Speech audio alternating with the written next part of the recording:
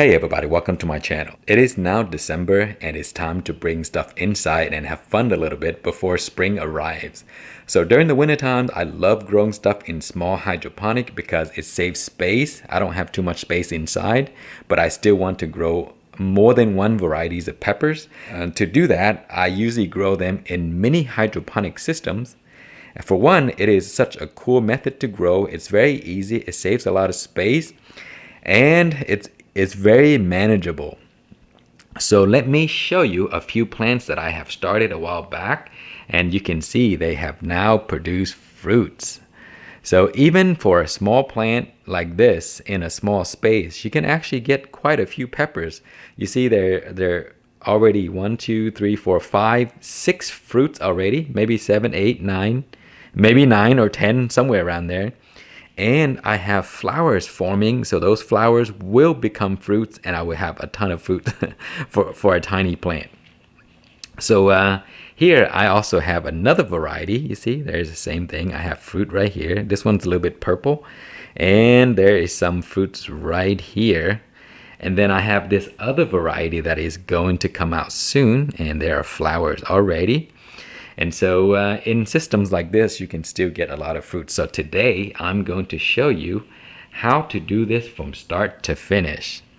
So let's put our plants aside and I will show you what we need. First, we will need a bottle. So we are going to cut the bottle right here at the line, like so. Okay, next we are going to need a Rockwool cube. This is a 1.5 by 1.5 Rockwool cube. And you will also need a 2-inch Netcup. The 2-inch Netcup will fit right in there. And then our Rockwool will go right in here, just like so. Like that. And now we are going to start our seeds. As you can see, the Rockwool is already pre-soaked. So it's ready to be... to accept the seeds. We're gonna put 2 or 3 seeds in here. Just make it simple. Any tool you have, just poke a hole, and then you can drop the seed inside. So we are going to take a few seeds. These are my own variety called the Starlight. These things are so difficult to get seeds out of, guys. I don't even know if these are going to be viable. There's a ton of seeds, but I'm sure many of them will not grow. So I'm gonna start a bunch just to make sure that something will sprout. So I'm gonna put maybe 2 to 3 seeds per little pocket right there, just in case, because I don't want to waste my time and not have anything to sprout and then have to start over. So just use any tool that you have available, and then just push it down. This Rockwool that I bought is a terrible brand, so I'm never gonna buy this one again. It just breaks apart so badly.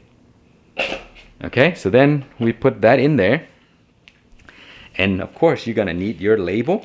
So make sure you put a label on. You can write on it if you want to, or just put a sticker. So there, I put a sticker on, and now you need a koozie like I did earlier, so I'm gonna borrow this for a second.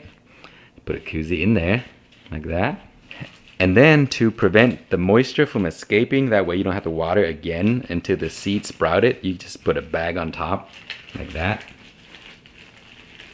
Okay, as simple as that. And now we're gonna place this under a grow light and then wait until they sprout. So let me show you where it goes. Okay, here is where the seeds are going to sit. It is sharing space with that plant over there in the air garden. So we will come back once the seeds sprouted and I will show you the next process. Okay guys, it has been exactly 3 weeks now and our seedlings are looking great.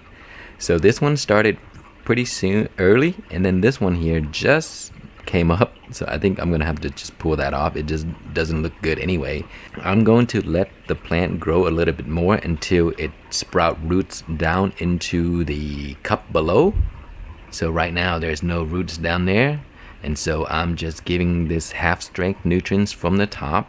So as soon as the roots come out to the bottom, I'm gonna feed it nutrients to this level where the roots will touch the water, and then it's going to take off pretty quickly. So we'll come back when that happens and I will show you the next process.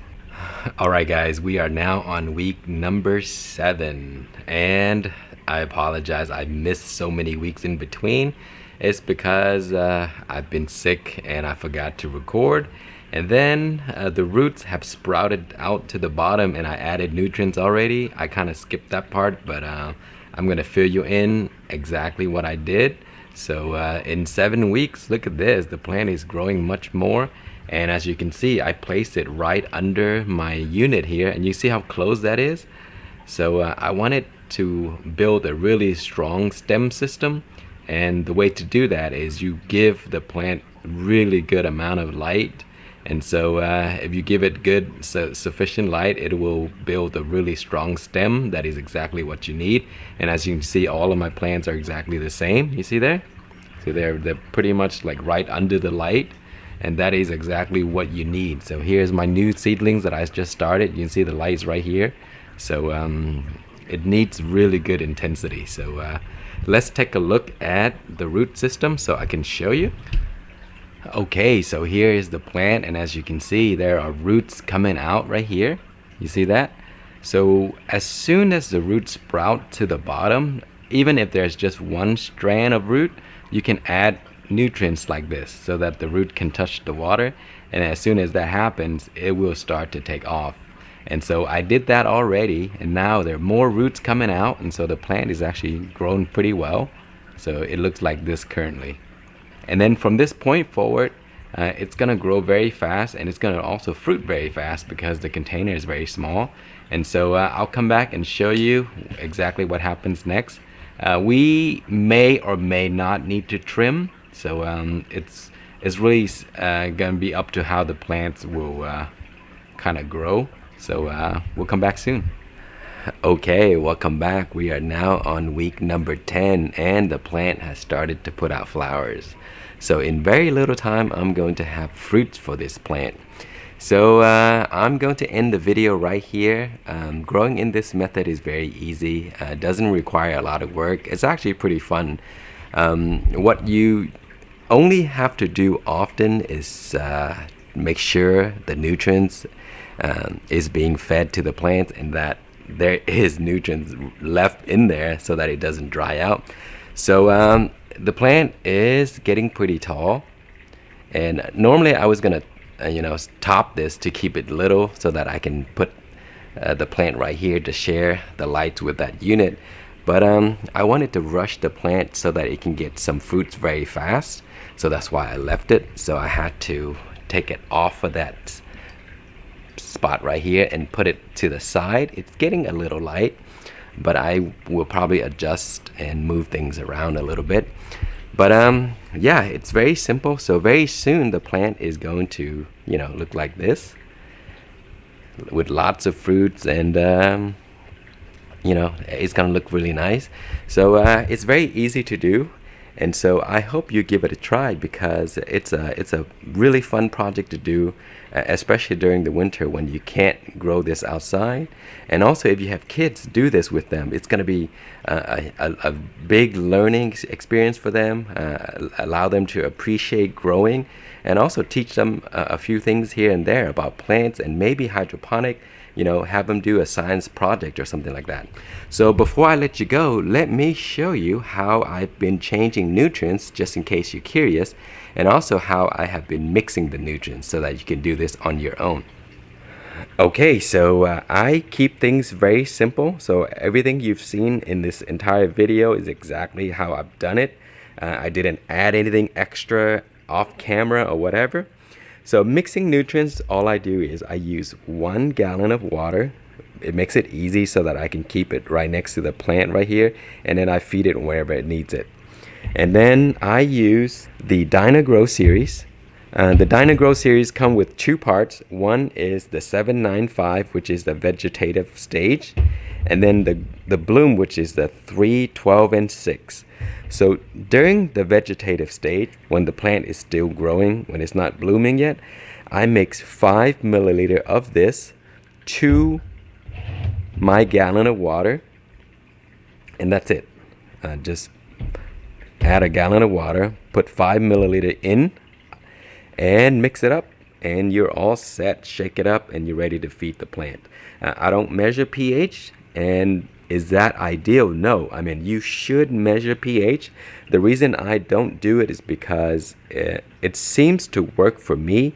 My water right out of the tap is around 7.8 or 8.1 or something like that pH. And then when I add the 5 milliliter of the Dynagrow, it drops it a little, probably to the perfect number. I don't know, because my pH meter broke a long time ago, and ever since then I don't use it. But make sure you check pH. Make sure it's around 6, 5.9 to 6. That is the perfect number for, in my experience, for growing peppers. And then once the plant begin to produce flowers, like right now when it has flowers right there, which is about to open, and there's going to be more flowers coming up, then I use the Bloom series. Again, I switch completely. I mean, I don't use the Grow anymore. I switch over to the Bloom, and I mix 5 milliliter of this to the gallon of water, and then I feed my plants. And then additionally, this is optional but good for the plants. There is CalMag, which I just started adding because I want the fruits to set and the plant to get exactly what it needs. So I mix 3 to 5, depends. Just feed the plant 3, and then if you notice the plant is lacking, then feed it 5 milliliter. So 5 milliliter of Bloom and 5 milliliter of CalMag together with 1 gallon of water during the blooming stage all the way up to fruiting stage. So if you have CalMag, it's a good thing to add. So what you would do is you take a gallon of water, you add the 5 milliliter of CalMag first, and then you shake it up really nice to make sure everything disperses evenly.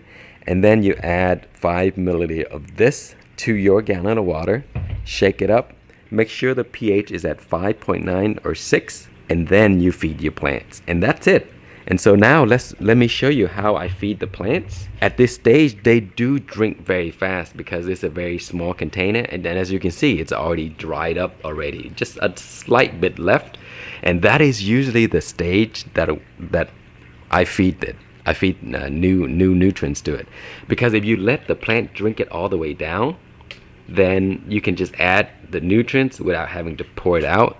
Because if you keep constantly adding nutrients, you're going to knock it out of balance, and then your plant is going to struggle because there's imbalance in here, and it could cause like nutrients lockup, and then also root problem, which leads to root rot.